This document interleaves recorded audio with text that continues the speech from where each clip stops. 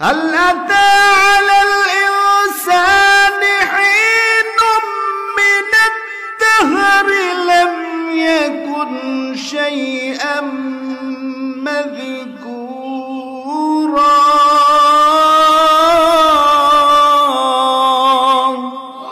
আল্লাহ তাআলার পক্ষ থেকে যদি বৃষ্টি না হয়, আল্লাহ যদি জমিনে ফসল না দেয়, তাহলে দুনিয়ার কোন রাষ্ট্রপ্রধানের এই ক্ষমতা নাই জমিনে ফসল দেওয়া। ঠিক কিনা বলুন, কথা কোন ঠিক কিনা?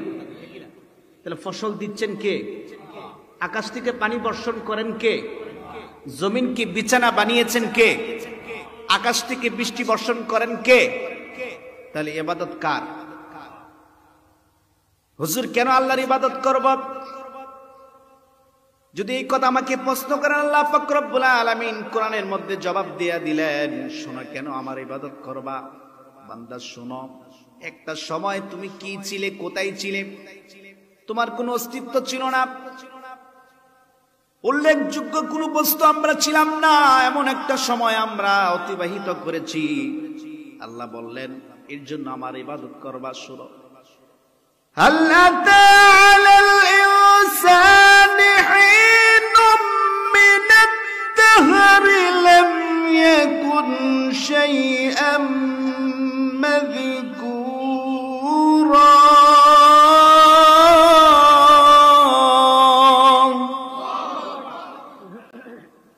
মহান আল্লাহ রাব্বুল আলামিন বললেন, হাল আতা আলাল ইনসানি হিনুম মিনাদ দাহরি লাম ইয়াকুন শাইআম মাযকুরা। মানুষের জীবনে কি এমন একটি সময় অতিবাহিত করে নাই? মানুষ এমন একটা সময় অতিবাহিত করেছে যখন সে উল্লেখযোগ্য কোনো বস্তু ছিল না, এক ফোঁটা নাপাক পানি। আমরা এক ফোঁটা নাপাক পানি ছিলাম। ওই সময় কি আমাদের কোনো অস্তিত্ব ছিল?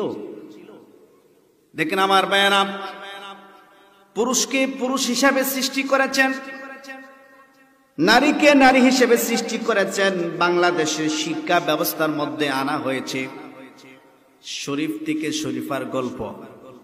শুনছেন না? শরীফ থেকে শরীফা। 2023 সাল শিক্ষা ব্যবস্থার মধ্যে বই পুস্তকের মধ্যে তারা কুফরি মতবাদ এনেছেন। কি? যে মানুষকে আল্লাহ সৃষ্টি করেন নাই, মানুষকে আল্লাহ সৃষ্টি করেন নাই, মানুষের পূর্বপুরুষ বানর। ঠিক না? নাউজুবিল্লাহ কইতেন না? কিভাবে যুক্তি দিচ্ছে যে মানুষ একসময় বানর ছিল, বানর লাফাইতে লাফাইতে শরীরে পশম গুলো পড়ে গেছে, এরপরে মানুষ বানর একসময় মানুষ হয়ে গেছে। এটা কি কোরআন বিরোধী কথা না? কথা বলেন না কেন?